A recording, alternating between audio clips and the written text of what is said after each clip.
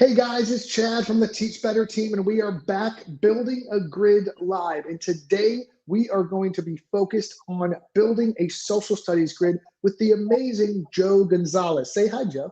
I guess.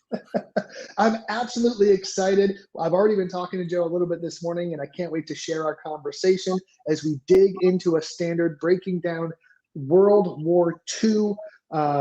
This is really exciting. So, if your social studies or any other subject for that matter, stay tuned and let's get started.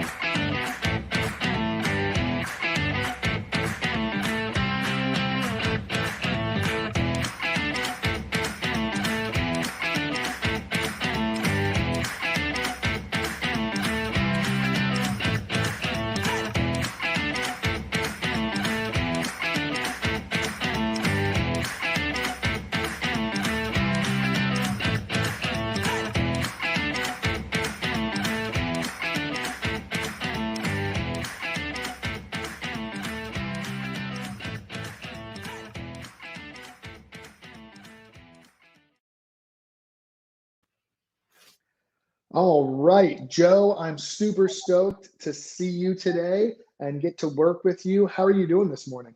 I'm doing awesome. Thanks for having me, Chad. I appreciate it. I'm really excited about this. Absolutely. Well, it is December 29th, and we are going to continue our work on building a grid here on the Daily Drop In. I know you're used to seeing the wonderful face of Ray Hewitt. She will be back actually tomorrow and Friday, so that's super exciting. But you get me again today. Joe, hopefully you don't have any complaints about that, but I'm excited to do I'm excited to do some work today. So Joe, could you give us a quick introduction? Where are you from? What do you teach? I'm Joe Gonzalez from Charleston, West Virginia, and I teach sixth grade English and social studies at Andrew Jackson Middle School. And I'm also Teach Better ambassador. Can't see it right here. Looks like I'm in a dark room, but it's the only room in the house that has. I have overhead lighting everywhere else, and this is about the only place right now where my kids are still asleep. My wife had to go to work. Yeah. So I've kind of put myself in a corner, and so the room behind me might be a mess, but that's why it looks like it's so dark and dreary. It's not. It's just my room. But Joe's experiencing what every single person's experienced in the last year and a half of finding the quiet, clean space or 2 feet behind you to do a Zoom meeting. That's absolutely like if something could sum up 2021, 2020, I think that statement does right there. Absolutely. So Joe, you've been in our network, you're an ambassador, you've been here with the Teach Better team and in our family for so long. I know we've gotten to hang out before, which it was awesome. We need to do that again soon. But I kind of want to, for our audience and for the people watching, could you give us a little bit of background on your experience with the grid kind of so far, and kind of when you started, or if you're just starting, or just kind of give us some context on your experience. And it's okay wherever that experience is, because anyone watching might be brand new, or they might have been doing it for a while. So the reason we're doing these series is so people can connect and realize that everyone's in a different spot, and that's okay, which makes sense in terms of the grid method, I think. no, I probably for the past going on 3 years, ever since I kind of heard and discovered the grid method and talked with you, and was like the night before school started emailing you, like trying to figure something out and things. So honestly, it's like a bullseye. I have danced around the target enough, but really haven't pulled the proverbial trigger to Dipped your fully, toe. yeah, fully execute it. I know Ray, I think 2 years ago, if I remember correctly, like sat down with me and we wrote a grid in English, and I have it, and I just haven't used it. Again, one of these things, what am I waiting for thing, but and then I kept worrying about like how it looks in the classroom and the assessment. And Hmm.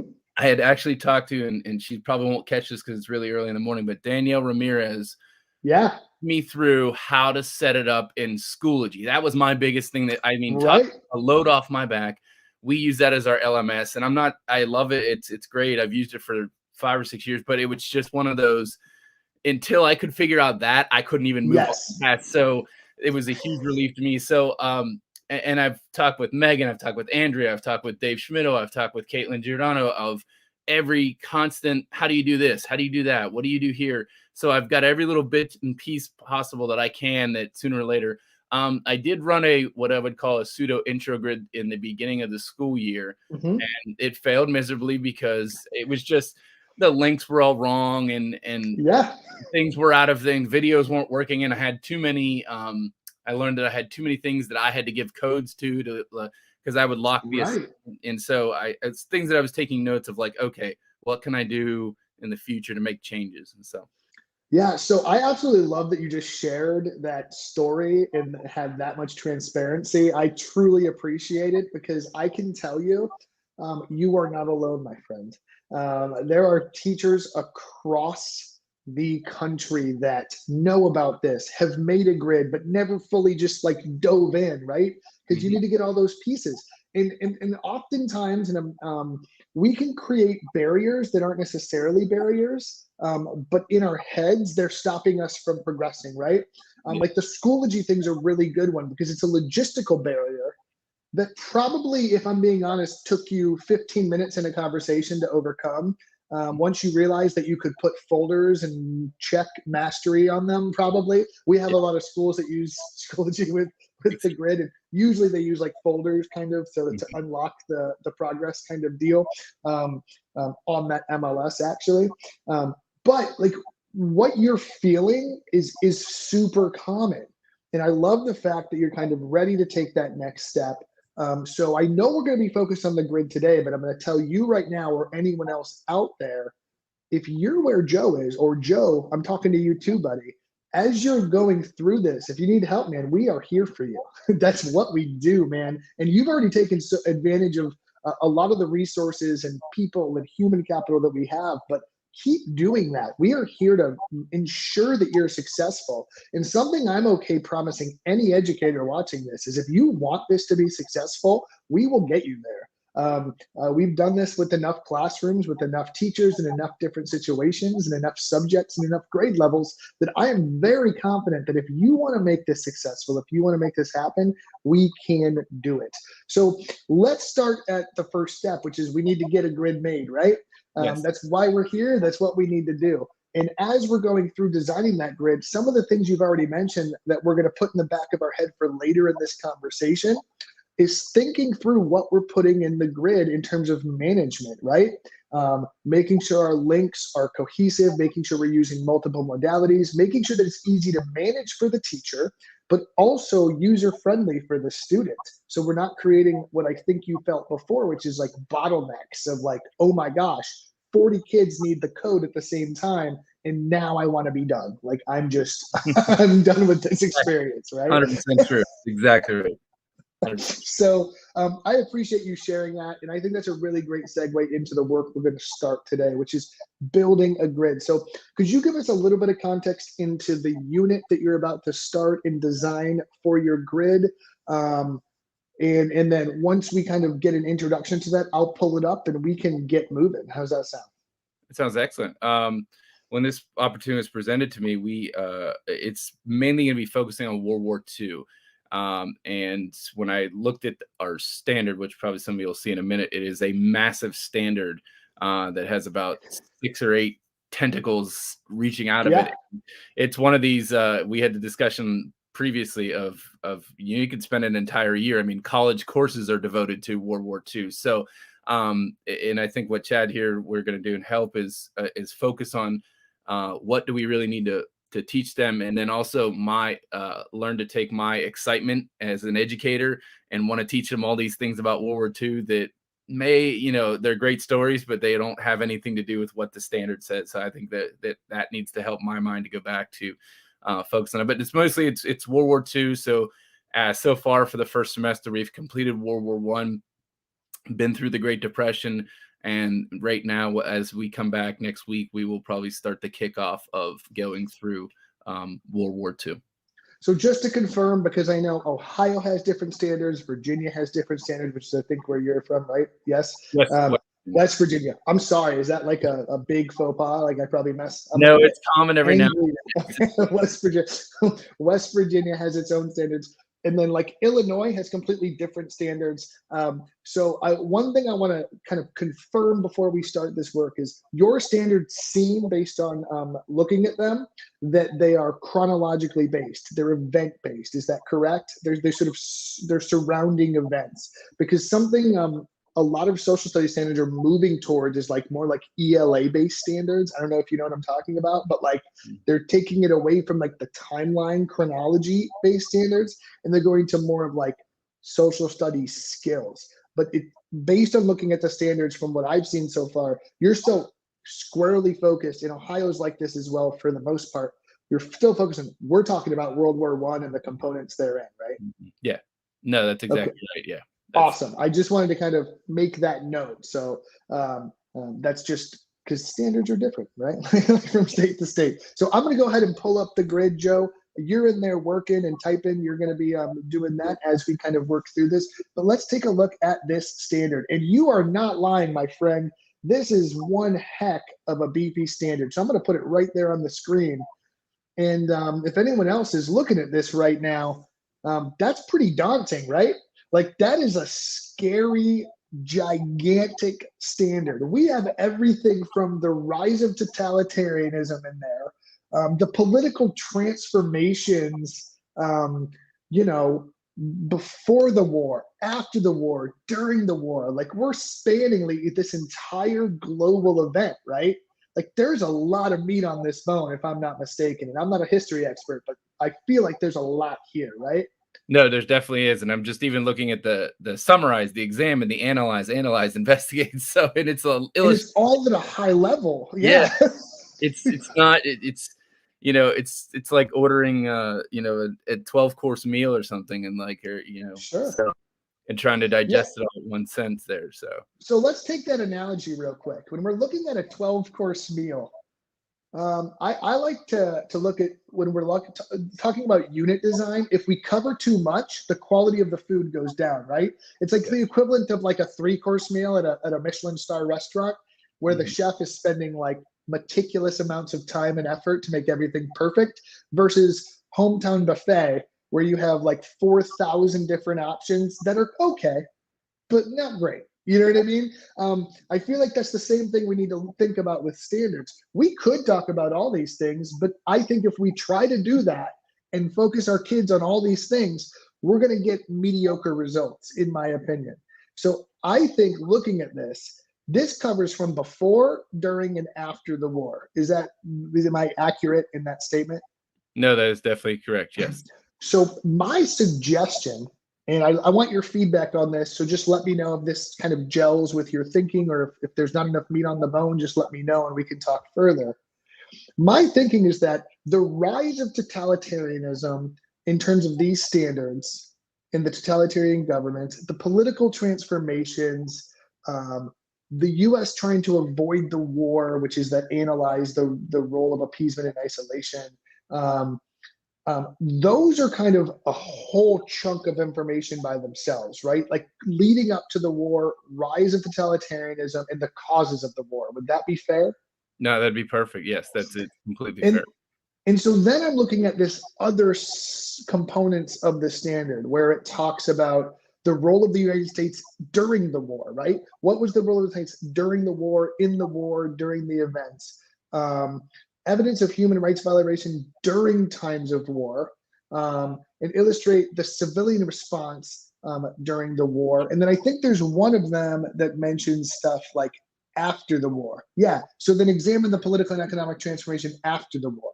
So like, to me, I actually think what we could probably do is save this standard, this part of the standard. And maybe a better thing to do would be, let's go through these real quick and highlight which one of these in yellow or whatever color you want. Let's highlight the ones that you want to include in this grid, but we'll keep all of them in there. Does that make sense? Yeah, perfect. So like, I think we can highlight this one. I think that makes sense. Summarize the, yeah. And to me, that's DOK too. Would you agree? Yes, definitely with the summarize. So we're just summarizing the rise. We're not really kind of delving into it. I think we can probably highlight this one too. Yes. I actually can't highlight, so if you want to do the highlighting, then that would be awesome. And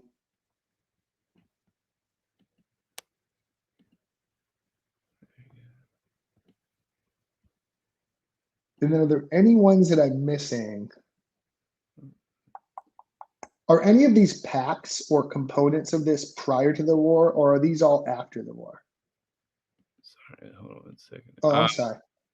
The only other I look at the one right here that says they analyze the role of strong leadership during the war. I guess okay, that's during. I was about to say that's not. But you could start to discuss that, right? Because, because I'm trying to think of once the war starts, they are still, you have the Hitlers, the Mussolinis, and the. So let me ask you. Taking so over. I'm going to ask you like a meta-analysis question here. Okay. I don't mean to get into the weeds. Is this a U.S. history class or a world history class? Funny you asked that. They call it world regions, but we focus mostly on the United States in entering a lot of stuff. So I would probably say it could be a more world history class. They title it world regions, but they do add the focus on European and a lot of stuff in Europe going on at the time. So let me ask you this. If we take these two pieces out and focus on these two pieces, is there enough there for an entire unit? And then is there too much left over? Alex actually just had a really good point, and I'm actually going to bring this up. Like he said, hey, this standard's mentioning a lot of stuff, but some of these things are going to be a lot quicker and easier to cover than others. For example, the U.S. civilian response component of this is going to be pretty easy. It literally tells you the things that you need to cover. Like they just need to know that we weren't sitting here twiddling our thumbs. You know what I mean? We were doing stuff to contribute to the war effort, right? Like that's really like the only piece, and it's a really low level component. So you're going to spend a lot less time on that. So to me, the next grid that we do, if we're splitting this into two parts, is going to be really talking about during the war and then all these packs and after effects of the war. Is that fair? Definitely fair. And that makes sense. And Alex brings up definitely a good point. That's why it's hard that they just jam this all into one. And the one that, even if you want to go out from it, is cite evidence of human rights violations. And that's, mostly talking about the Holocaust. And that's a huge issue that it's a touchy subject to talk about, and it's not easy to, consent. So, but that is a part of it. But I would say that's a more after part. I'm not saying an after, it's a during leading to the after part of the war kind of thing is what. So, yeah, absolutely. So just to be clear, I just want to get the check mark from you. You're cool if we move forward focusing on these two components of the standard. Absolutely.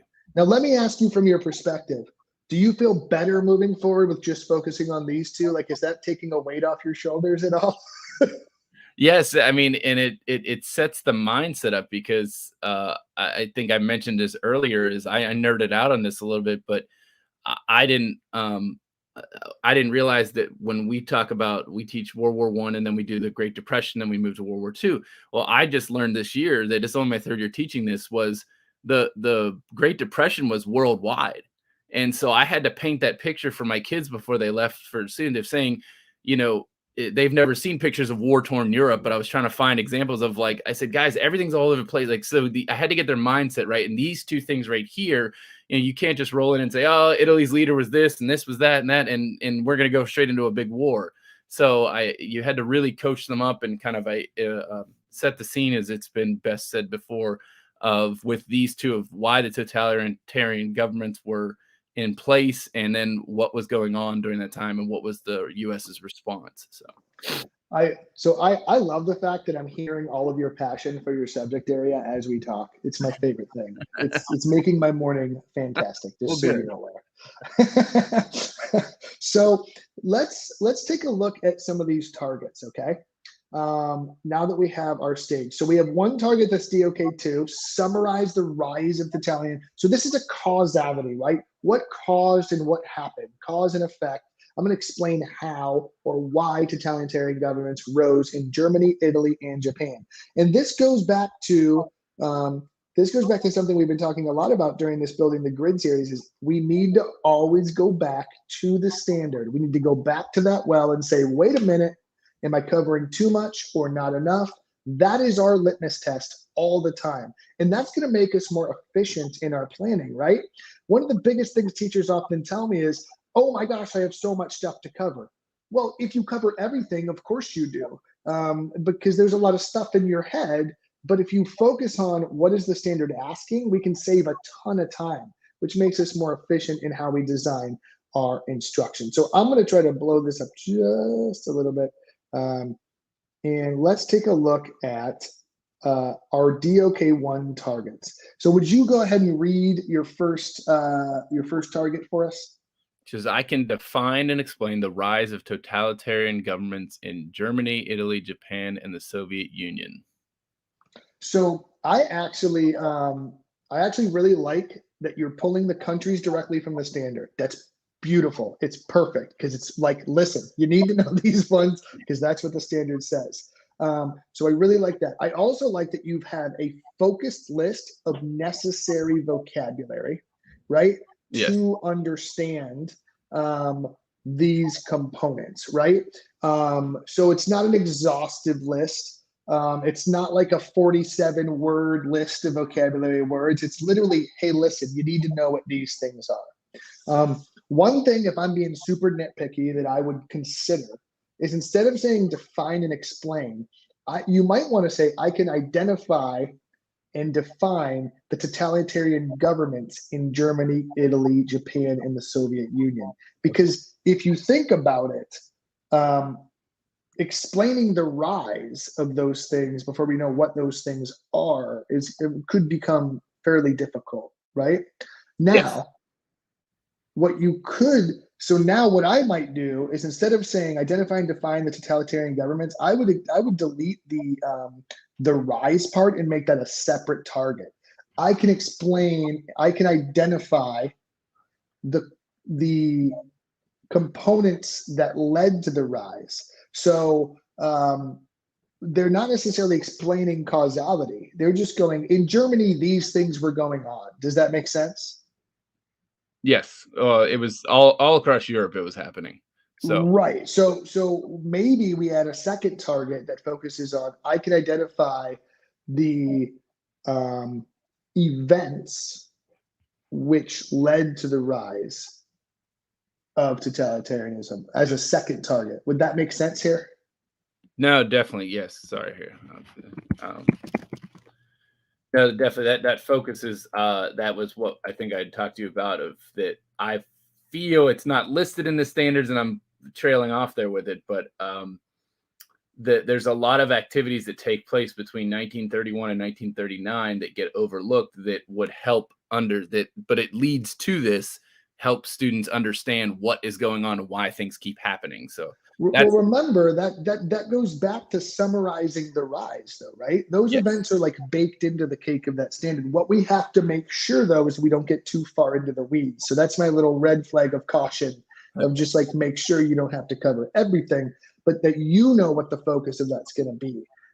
So I'm not as familiar with the events as you are. So when we get to our mastery questions, it's going to be really important for you to really target what events you want your students focused on. Does that make sense? No, exactly. Definitely. All right. So are you okay adding that second objective there? What was it again? I'm sorry. I got distracted. No worries. I had a family member come in and was like, I'm like, no, I'm live. So it would be, I can identify major events, or like, I don't know how you would want to say this. I could identify major events or causes of the totalitarian rise in Germany, Italy, Japan, and the Soviet Union. No, that makes sense. That makes.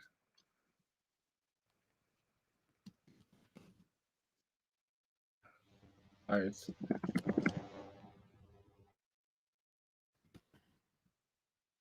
hard to write that word, totalitarian.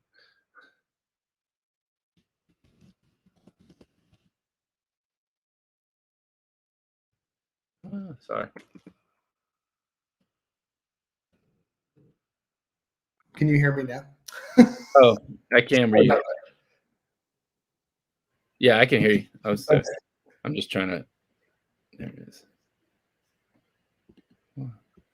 Okay, it's a lot of stress actually, like typing in front of people, right? Like a whole nother level. All right, can identify major causes or the rise of totalitarian governments in Germany. Going back to that well. Got to go back to that well. So now, I would actually delete the rise part in that first target because now we've covered them separately. Does that make sense? So where it says defend the rise, and here I can maybe do it.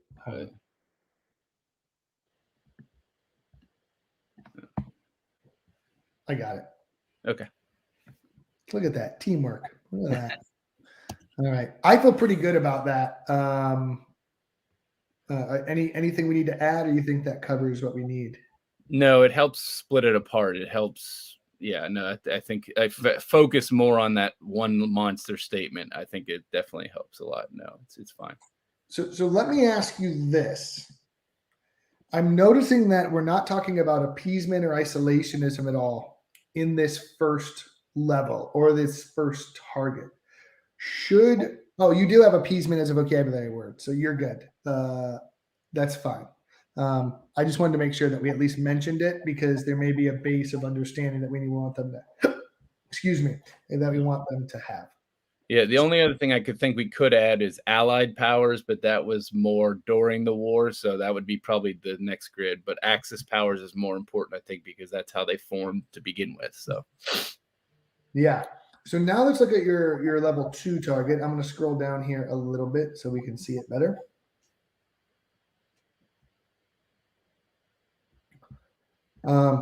Let's look at your level 2 target. I can explain who the totalitarian leaders were.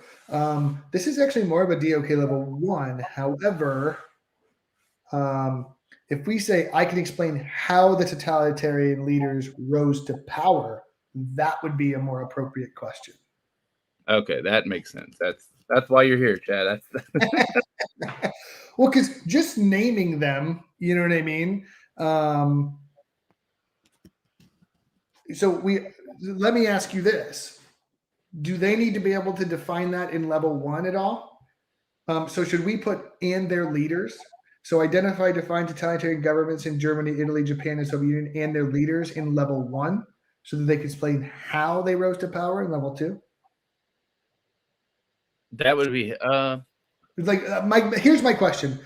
When you're saying, and it's just because I don't know, so I apologize. So when you're saying defining the totalitarian governments in Germany, Italy, Japan, and the Soviet Union, are you specifically talking about the leaders themselves, or are you talking about the government institutions, the political organization of those countries?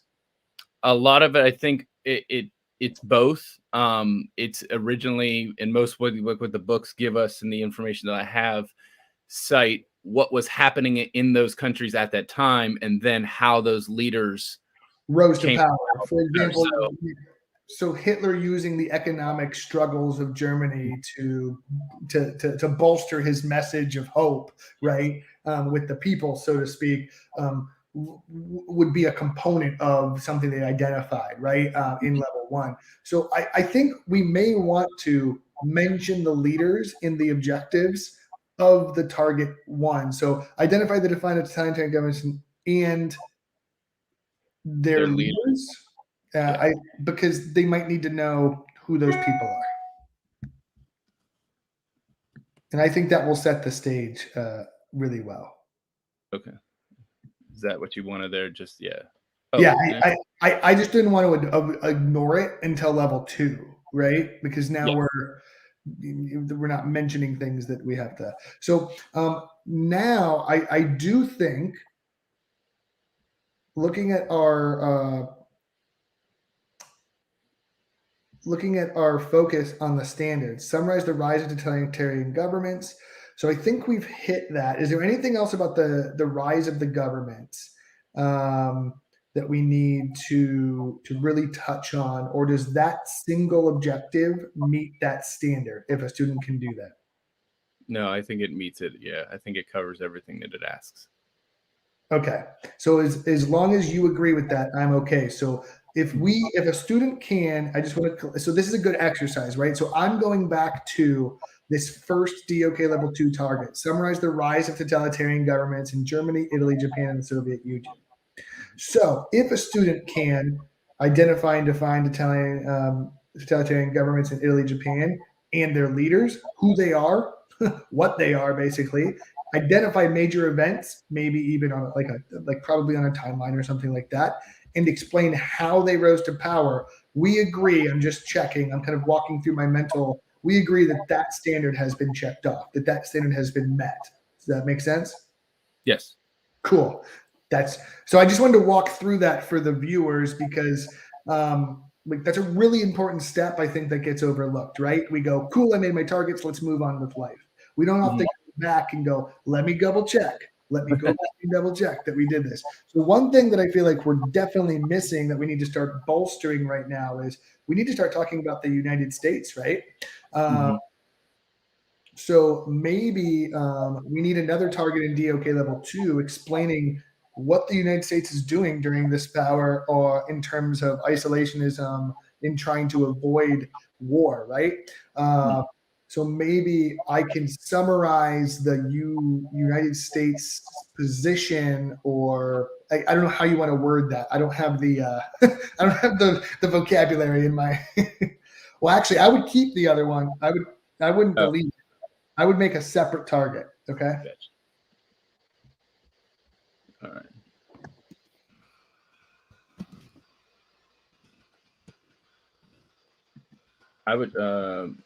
I would just steal it right off the line. The role of appeasement and isolation in attempt to war. I don't know. That just makes sense to me. I think that's a great idea, Joe.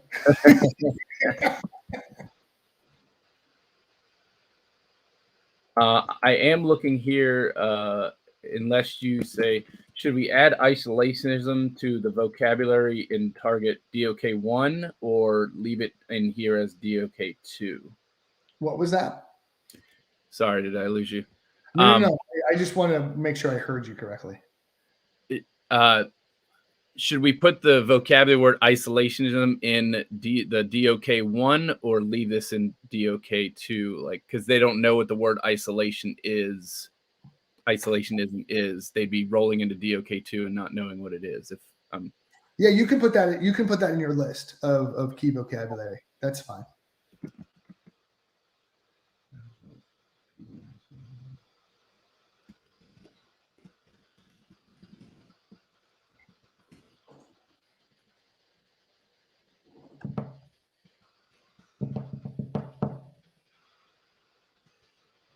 All right, there we go.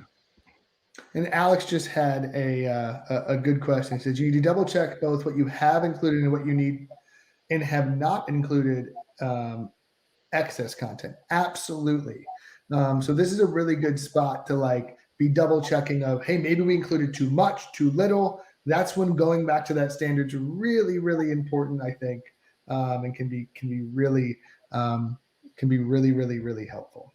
So I feel pretty good about that. How are you feeling about the DOK level 2? I'm good with it. I love it. So let's go to DOK 3. I actually really like your DOK level 3 targets so far. However, I'd like to be more specific in which totalitarian governments we're comparing and contrasting and going. I would just steal Germany, Italy, Japan, and okay, I see what you mean. Be specific on it, not just because there's could be multiple. Of course, yeah. I don't care if they're talking about the totalitarian government of another country that has nothing to do with World War II. You know what I mean? So remember, when we are creating targets and objectives, we are telling the student what we are measuring them on, right? Mm-hmm. So while we want to maintain a broad statement of mastery and don't get too specific, by getting specific on the content we're going to be asking them for is okay. So that's a fine line we have to measure. So one thing I'm noticing is that we need to add something about the United States and the role of appeasement and isolationism in an attempt to avoid war, right? So maybe this is as simple as I can analyze the role of appeasement and isolationism in an attempt to avoid war. However, there's part of me that thinks that's a bit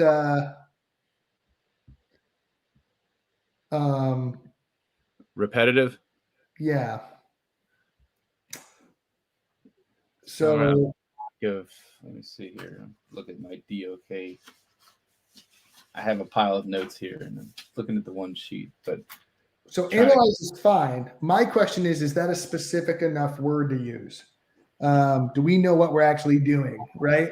And we may also want to make it into two separate targets at the DOK level 3. So let me ask you this from a content perspective. Is appeasement and isolation two very different things, or is it kind of connected? I feel like they're two different things. So why don't we measure? Yeah. Yeah, so, they are two. Go ahead. So what if we say, I can analyze citing evidence how appeasement was used to avoid war? Well, yeah, I would say it was more appeasement led to the war. That was the big thing that that's what I think Britain is, if I'm speaking correctly, is criticized for, is that I think it was it Neville Chamberlain? I can't remember the name off the top of my head. They let Germany do a lot of these things a lot of people let them do it to get away with it and not have to deal with it. So, but yeah, and isolationism, I think the U.S. was just saying, nope, we don't want anything to do with it. Go have your war over there. We don't care. That's the way I look at it. Mark Horner agrees with you. Mark Horner, who's a U.S. history teacher in Ohio. Yes. Glad he's here for that. Thank you.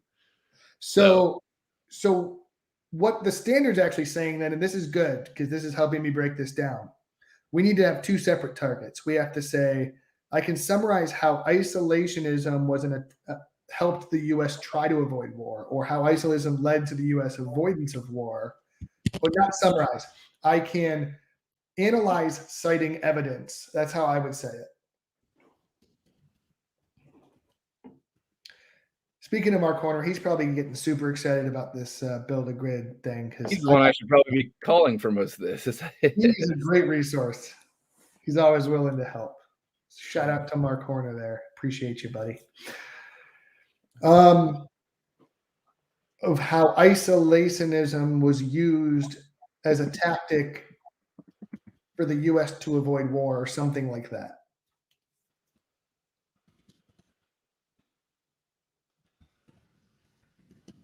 So do we see how we're taking a part of the standard and now we're going, nope, I need to measure both of these separately because I can't measure them at the same time? Yeah, so I can see, I probably have to tell you, this is the first time I've ever really sat down and analyzed and took apart a standard in ever. I mean, and I love it. I would, there needs to be more of you. And I hope my Facebook stream's not getting mad at teachers that I work with, or it's not their fault. I think it's the time factor, but sure. When you create a standard that has 8 bullet points on it, you don't leave us a lot of opportunities to sit down and really break down what do they need to know. So anyway. But I'm hopefully we're demystifying the 8 bullet points, right? That's really what we're doing right now. And then, so I would actually copy the first part and say, I can analyze citing evidence how, I think you said appeasement led to U.S. involvement, maybe, or I would say, if Mark's there too, but I think it was how appeasement led to war, or led to the start of war, if that's what. But it's that's fair. Yeah, I got confused because the standard says analyze the role of appeasement and isolationism as an attempt to avoid war. Okay. So it really says that these were both ways. Okay. Now I'm thinking about it. Appeasement. Because I had to look up the word. I'm visualizing looking up the word appeasement. It basically just means you let so and so do whatever they want. Yeah, they ran amok for so long that they couldn't rein them back in when they wanted to. So I think we do have to focus on the avoidance of war. in what we're measuring. Does that make sense? Yes. So I can understand how appeasement led to led to the war. I would say if Mark's still listening, maybe he can chime in. Yeah. So, and this is a really important kind of conversation for me because remember, like, I don't have a social studies mind like you guys do, right? So I'm literally analyzing this based on language, depth of knowledge, and pedagogy, right? And like, so like I'm looking at this from a very like different perspective when you know the content. So doesn't mean I'm always right, but I'm just looking at it from a different lens, right? So that's important to understand that sometimes it's removing our passion for the content that can help us do this work, and then we reinsert it when we're designing our learning experiences, right? Yeah. So absolutely. So I feel pretty good about that. Are we feeling good? We are definitely, yeah. I do. And I think we've met the standard at that point. So level 4, I do need to get us moving because we're actually already almost running out of time, and I get too excited about this stuff. I apologize. Looking at level 4, I love the fact that you're creating a campaign for totalitarian leaders. What is that campaign supposed to do? My thought was, and this is where would be to take. Not that I'm promoting the fascism and all the stuff, of course, but it puts them in that mindset of like, you're a digital media, in this world, this day and age now, people have digital media campaigns to promote whatever product they're doing. So picking one of these 4 things and saying, hey, let's promote like, I'm not trying, it'd be within the classroom context. I'm not going to be blasting it out over propaganda of the time period. There we go. That's a good look in a modern setting, right? Yes, so exactly. I totally get what you're saying. I love it. Yeah. So I love this idea, but this actually highlights something that I try to avoid when we're talking about objectives and targets. Okay. The way this target is written, they can only do it one way, because they can only do it with this Back to Future project. So this is what's going to go into the grid, right? Like, this is what they're going to do when they get to level 4 in the grid. Or I'm sorry, I'm talking about level 4, not level 5. I apologize. They're going to create and design a media campaign. So we're giving them a very specific thing. So I actually would take the word digital media campaign out of that, and I would say, I can create a propaganda campaign that represents the philosophy, motives, or tactics used by totalitarian leaders leading up to the war. Does that make sense? Mm-hmm. So is that the goal of this project anyway? Like, you want them to fully understand, if you're Mussolini, or if I don't want to say if you're Hitler, because that sounds horrible, but like, if you're one of these leaders, what are the tactics you're using in your propaganda to rise to power, to make your case to the people of your country, right?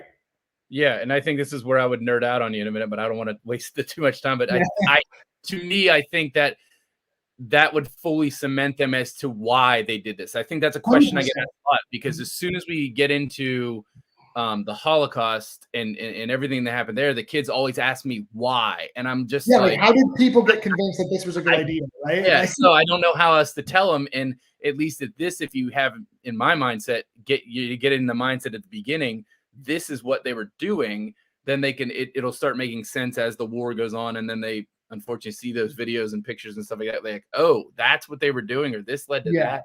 That's my idea behind that. So we don't need to fix this whole target right now. However, I'd like you to focus on the outcome of the work, not necessarily the work itself. Does that make sense? Mm-hmm. So what I'd like you to do is just go, I can create a propaganda that demonstrates what? What is that propaganda? Like, what is that campaign or media campaign going to articulate? Put me on the spot here. No. So you could just put a note, add stuff here, add outcomes here. So you can go back to it later. We don't need to fix it. I just want to be clear when we are writing targets, I want to avoid using specific task language. Does that make sense? Yes. Because if we use specific task language, we can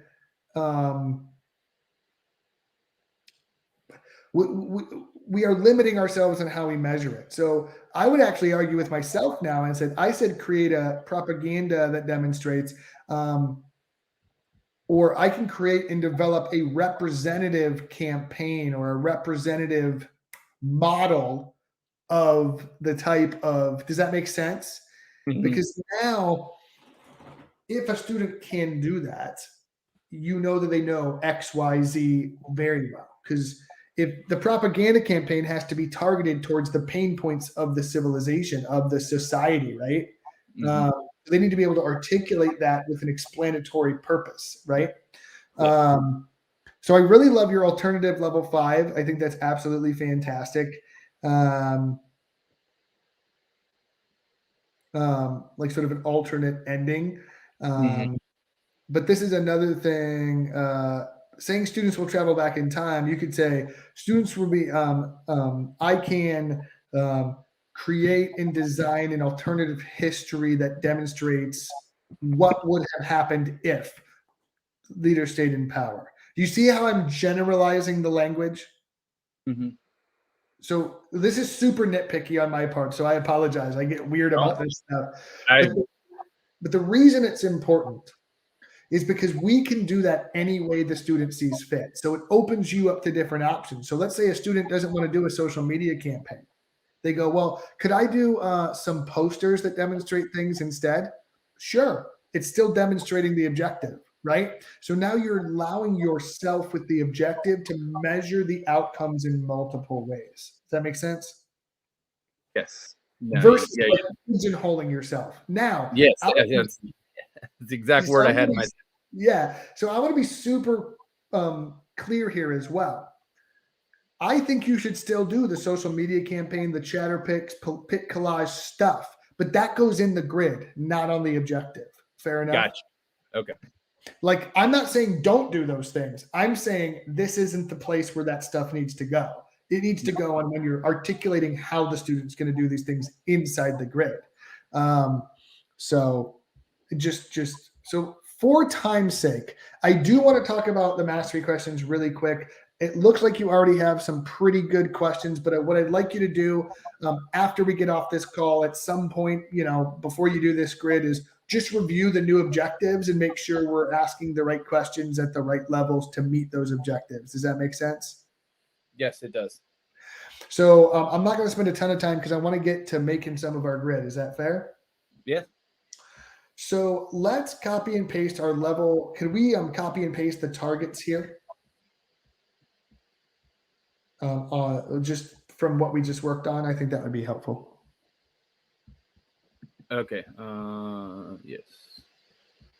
So I'm actually going to start, while you're doing that, plugging in some of the stuff that we just talked about, right? I'm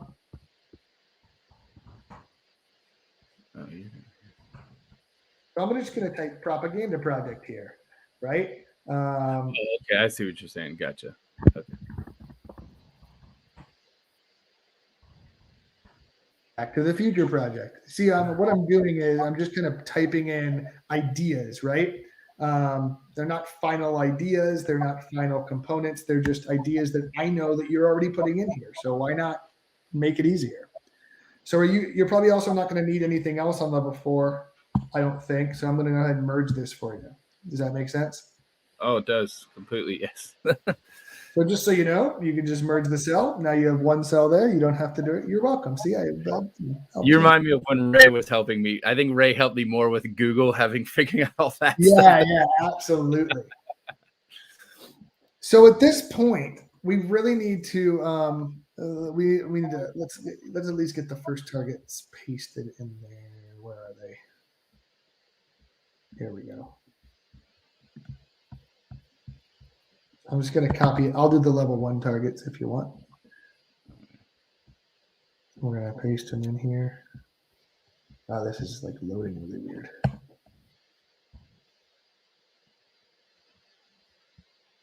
Now, we can worry about the formatting later. We're going to want to make that smaller, but I just wanted to kind of get this going. So here's our level 1. Let's focus on that, okay? Okay. Because we only have like 9 minutes. So when we're looking at our level 1, what are some of the activities you want to start dumping in here that we can at least start to discuss? I'm assuming you're going to do some sort of video or notes or introduction, right? Yes, we could do, yes. I'm going to put that there. Or do you use any vocabulary type activities or anything like that? I don't, but I could create it. It's not something that. Is that something you want to do, or do you want to teach the vocabulary in the context? It's up to you. Either, I would say, I don't know if they would know it if you put it in the notes, but vocabulary is something, it's hard. I think it's one of the things sometimes that some kids get right away, other kids don't. So probably within the activity would be, but some sort of vocabulary activity I could create. Now, what about, do you do any sort of, like not charts, but like sort of interactive worksheets or activities, like labeling the components of the governments or something like that? Or like we have to talk about events, which you're going to do in the notes, but would like a timeline activity make sense? I do have that. A timeline activity is kind of my whole probably level 1. So somewhere, not saying my whole level 1, but I do have a timeline activity where they have to read a certain amount of things and then find these 10 events that fill in the gap and go through. So that was one of the things that I had. So we're going to cover stuff in the notes, but I don't want to assume that because we did it in the notes, they can do all these things. So I think that's the only component that needs refreshed in some way. Does that make sense? I think we can do the defining the vocabulary, identifying the major events is going to be in the notes and in the timeline. So that we're kind of double dipping there, making sure that they fully understand those components. So we want to know, like when you're looking at your assessments, really make sure that you know what you want them to get as your major takeaways from the notes before you write what your assessment's going to be. Does that make sense?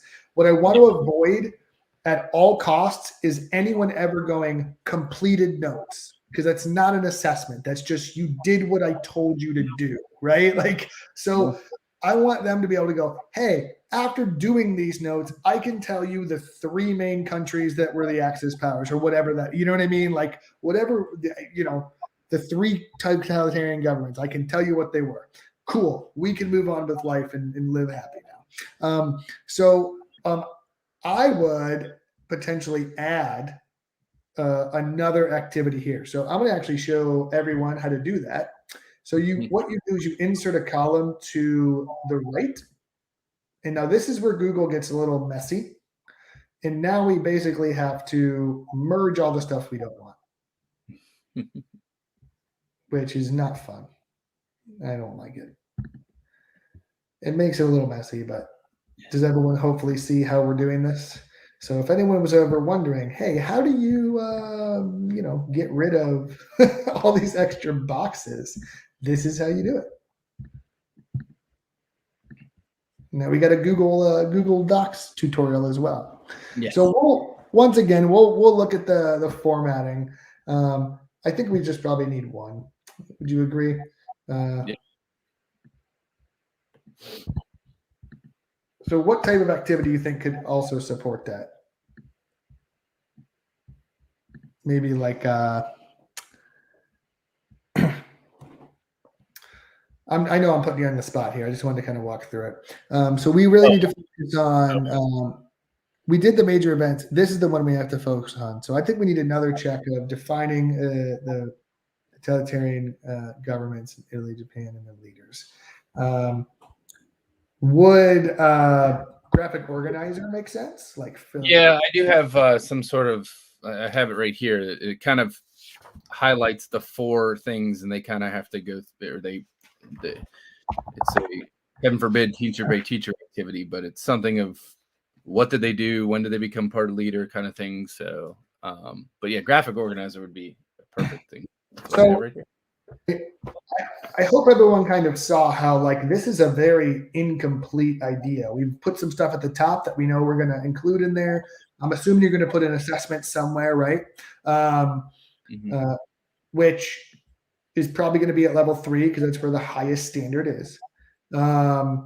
You could also put 2 assessments in there. That's okay. Maybe a quiz here or something like that. But here we have like the shell of a pretty decent grid, I think. We only have about 5 minutes, so I think we're kind of hitting our. Is there anything else, ideas that you want to dump in here, maybe in level 2 or level 3 that you think would be helpful, like just as a note, like a placeholder? No, because I didn't think we got to level 3. Off the top of my head, no. I think I can come back. No, that's okay. That's all right. I'm just kind of walking through it. That's all. I'm kind of all over the place. I apologize. No, don't be. No, I think this is great. So now at this point, you kind of have a decent start, right? So you can kind of continue this work. I'm going to put these other targets here. Obviously, we're going to make the font smaller and make it look better, and that's all fine and dandy, but I just wanted to get some things on the page. So we don't have that much time left. We actually only have about five more minutes, and I do want to kind of get some additional thoughts.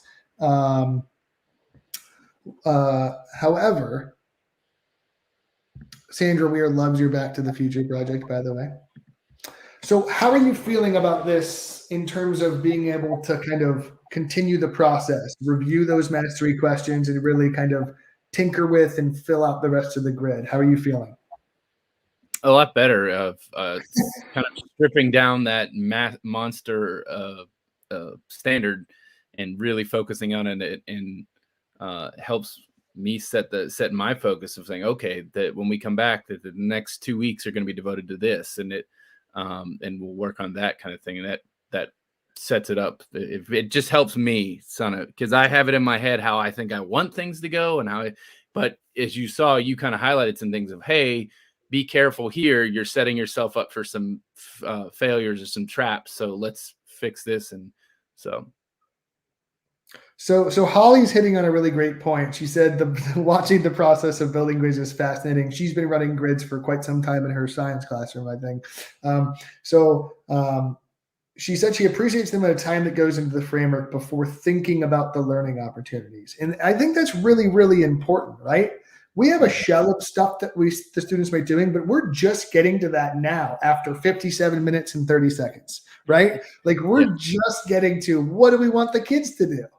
And I think that's really important because now as we think about these activities, I want you in your mind, Joe, to be constantly now going back to the targets that we developed. So here's the cool part. You don't necessarily have to go all the way back to the standard anymore because we did that while we were making the targets. Now we can go back to the targets for each level and go, which part of the targets is this hitting? And if you can't find it in there, we need to do some more work and either update the targets or fix the activity, right? So that's going to be your new well. And then at the end, we can do a full analysis of, does everything still line up the way I think it did? But by going through this progression, we're just making sure that we're being efficient with our instruction. Because remember, kids are going to be moving through this at their own pace. So we need to make sure it's the most efficient pathway possible. Because if we start adding stuff and fluff that doesn't need to be in our grids, we're literally wasting time for us and our students. And the number one thing teachers tell me is my kids don't move fast enough through the grid. And I know that that's a reality. In mastery learning, kids are never going to learn as fast as we want them to. However, we can do something about it. We can design more efficient pathways. We can remove fluff. We can make it more efficient for us and for them, which is going to save you a ton of headache later on.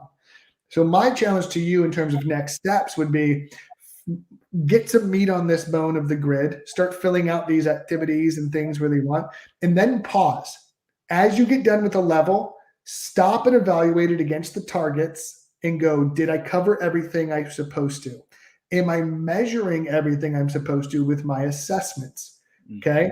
Assessments don't need to be like, did you do the notes? That's not an assessment of readiness. That's just, did you do the notes? Like, so you don't necessarily need to do that. So it should be, what was that? That's where Dave's book, Dave Schmidt's Making Assessments Matter, was huge. I'll plug that book. That was another talk about weight at the beginning. You asked me about the grid. When I read that book, I was like, whew, weight off my shoulder, but made me understand what are you, going into that. So that was definitely something that is a recommendation. Anybody working with a grid, I would read that as well. Yeah, absolutely. I also highly recommend that book. So if anyone wants the template that Joe and I were working on, it's actually at bit.ly/grid dev template. I'm putting that on the screen right now if anyone would like to see that. So Joe, I really appreciate your time today. We are sadly at the end of it. And I know we could sit here for 3 more hours and work on this probably. But I'm going to highly suggest and encourage you that as you continue working on this to reach out to finish it up if you would like. I have access to it. So please let me know what I can do to support or help. Or once it's done, I'd love to kind of see it and get a copy so we can share it and go, this was the product of the work that we started. That would be amazing if that's okay. Is there anything else I can do to support you or anything else you think would be helpful for our audience?